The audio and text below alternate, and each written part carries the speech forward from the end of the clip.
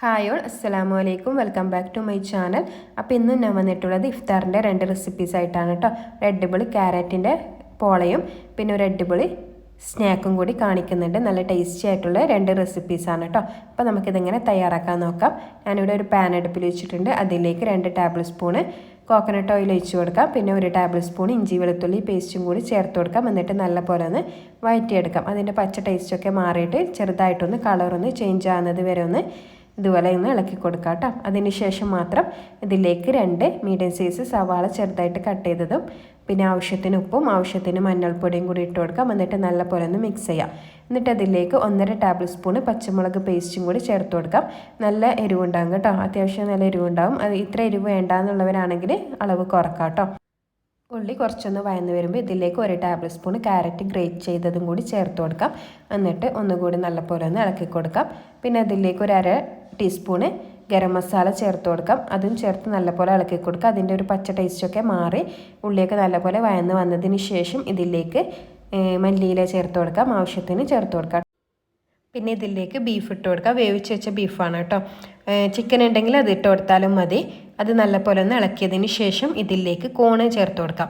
ഇത് വേവിച്ച കോണാണ് കേട്ടോ. അതുകൊണ്ടാണ് ലാസ്റ്റ് ചേർത്ത് കൊടുക്കുന്നത്. ഒരുപാടങ്ങ് ഇനി കുക്കാവുണ്ടല്ലോ. അപ്പോൾ അതിൻ്റെ മസാലയൊക്കെ ഒന്ന് അതിലൊന്ന് പിടിച്ചാൽ മാത്രം മതി. ഇതൊരു കപ്പ് കോണാണ് കേട്ടോ ഉള്ളത്. നിങ്ങൾ ചെയ്യുമ്പോൾ ഇത്ര എടുക്കണ്ട, ഹാഫ് എടുത്താൽ മതി. ഇത് ഞാൻ കുട്ടികൾ നല്ലപോലെ കഴിക്കാൻ വേണ്ടിയിട്ട് കുറച്ചധികം ചേർത്തതാണ്. കോണ് കാണുമ്പോൾ കുട്ടികൾ നല്ലപോലെ കഴിച്ചോളും. പിന്നെ ഇതിലേക്ക് ആവശ്യത്തിന് കുരുമുളക് പൊടി ഇട്ട് കൊടുക്കാം. നല്ല എരിവ് ഉണ്ടാവും, നോക്കിയിട്ട് ഇട്ട് കൊടുത്താൽ മതി കേട്ടോ.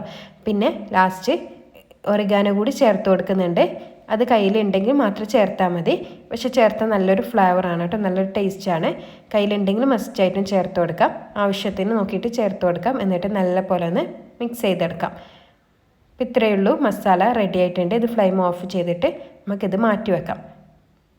ഇനി നമുക്ക് നമ്മുടെ പോളയുടെ റെസിപ്പി നോക്കാം. ഞാനിവിടെ ഒരു പാൻ അടുപ്പിൽ വെച്ചിട്ടുണ്ട്. അതിലേക്ക് ആവശ്യത്തിന് ഗീ ചേർത്ത് കൊടുക്കാം. ഞാനിവിടെ ഒരു 2 ടീസ്പൂൺ നിറയെ ഗീ ചേർത്ത് കൊടുത്തിട്ടുണ്ട്. അത് നല്ലപോലെ ഒന്ന് മെൽട്ടായി ചൂടായതിന് ശേഷം ഇതിലേക്ക് കാഷ്യൂനട്ട് ഇട്ട് കൊടുക്കാം. അതൊന്ന് കളർ ചേഞ്ചായി വരുമ്പോൾ ഇതിലേക്ക് ബ്ലാക്ക് റൈസിൻസും കൂടി ഇട്ട് കൊടുക്കാം. അത് രണ്ടും കൂടി കുക്കായതിന് ശേഷം വേറൊരു പാത്രത്തിലേക്ക് മാറ്റി കൊടുക്കാം.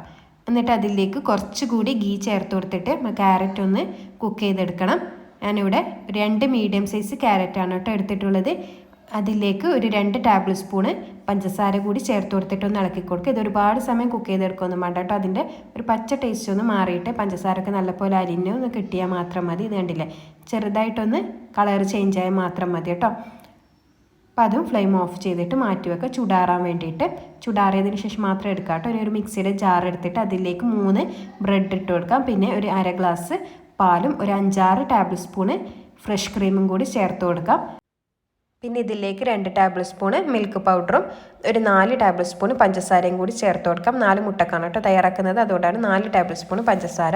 എന്നിട്ട് അത് ആദ്യം നല്ലപോലെ ഒന്ന് അടിച്ചെടുക്കാം. നല്ല ഫൈനാക്കി അടിച്ചെടുത്തതിന് ശേഷം ഇതിലേക്ക് മുട്ട ചേർത്ത് കൊടുക്കാം.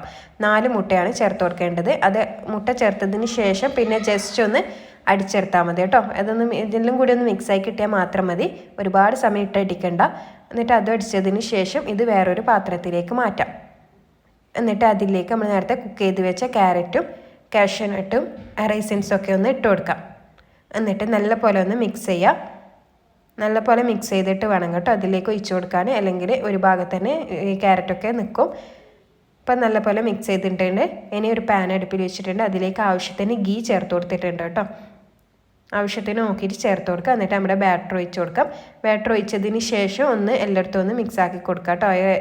കാഷ്യൂനട്ടും റൈസിൻസൊക്കെ എല്ലായിടത്തും ഒന്ന് ആകുന്നത് വരെ ഒന്ന് മിക്സ് ആക്കി കൊടുക്കാം, അല്ലെങ്കിൽ ഒരു ഭാഗം തന്നെ പോയി നിൽക്കും.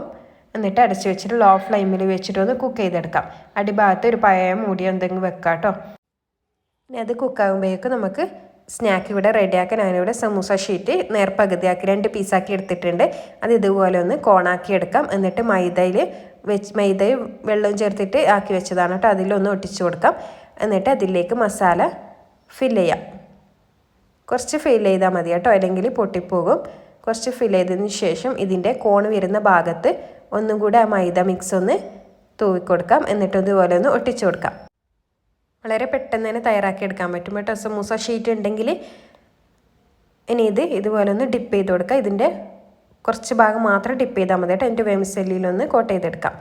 പെട്ടെന്ന് തന്നെ തയ്യാറാക്കിക്കൊണ്ടിട്ട് നല്ല ടേസ്റ്റി ആയിട്ടുള്ള റെസിപ്പിയാണ്. അപ്പോൾ എല്ലാവരും എന്തായാലും ട്രൈ ചെയ്ത് നോക്കണം. അതുപോലെ തന്നെ ബാക്കിയുള്ളതും കൂടി എല്ലാം ചെയ്തെടുക്കാം. അപ്പോഴേക്ക് നമ്മുടെ പോള ഇവിടെ റെഡി ആയിട്ടുണ്ട്. ഇതാ കണ്ടില്ല, ഒട്ടുമൊന്നുമില്ല, നല്ല അടിപൊളിയായിട്ട് കിട്ടിയിട്ടുണ്ട്. നല്ല ടേസ്റ്റി ആയിട്ടുള്ള ഒരു പോളയാണ് കേട്ടോ. ഇനി നമുക്കിതൊന്ന് ഫ്രൈ ചെയ്തെടുക്കാം. നല്ലപോലെ ചൂടായതിന് ശേഷം മാത്രം ഇട്ട് കൊടുക്കാം. മീഡിയം ടു ഹൈ ഫ്ലെയിമിൽ വെച്ചിട്ട് തന്നെ ചെയ്തെടുക്കാം കേട്ടോ. ലോ ഫ്ലെയിമിൽ വെക്കരുത്, എണ്ണ കുടിക്കും. അപ്പോൾ ഇത് നല്ലപോലെ 2 ഭാഗം ഫ്രൈ ആയതിന് ശേഷം എടുത്ത് മാറ്റാം. അപ്പോൾ ഇത് നമ്മുടെ പോള ഇവിടെ കട്ട് ചെയ്തിരുന്നുണ്ട്. നല്ല ടേസ്റ്റി ആയിട്ടുള്ള റെസിപ്പിയാണ് കേട്ടോ. എല്ലാവരും മസ്റ്റായിട്ടും ട്രൈ ചെയ്ത് നോക്കണം. അപ്പോൾ ഇത് ഞാനിവിടെ ഒരു യോഗട്ടിൻ്റെ ഒരു റെസിപ്പി കൂടി ചെയ്യുന്നുണ്ട്. ഇത് കയ്യിലുള്ളതുകൊണ്ട് ചെയ്യുന്നതാണ് കേട്ടോ. ഫ്രൂട്ട് യോഗട്ടാണ് കേട്ടോ എടുത്തിട്ടുള്ളത്. സ്ട്രോബെറി ഫ്ലേവറാണ് കേട്ടോ. അതിലേക്ക് ഫ്രഷ് ക്രീമും കൂടി ചേർത്ത് കൊടുത്തിട്ടുണ്ട്. ആവശ്യത്തിന് ചേർക്കാം. ആവശ്യത്തിന് മിൽക്ക് മെയ്ഡ്, മധുരത്തിന് ആവശ്യത്തിനുള്ള മിൽക്ക് മെയ്ഡും കൂടി ചേർത്ത് കൊടുക്കാം. എന്നിട്ട് നല്ലപോലെ ഒന്ന് മിക്സ് ചെയ്തെടുക്കാം. യോഗട്ടിൽ അത്യാവശ്യം മധുരം ഉണ്ടാവും കേട്ടോ.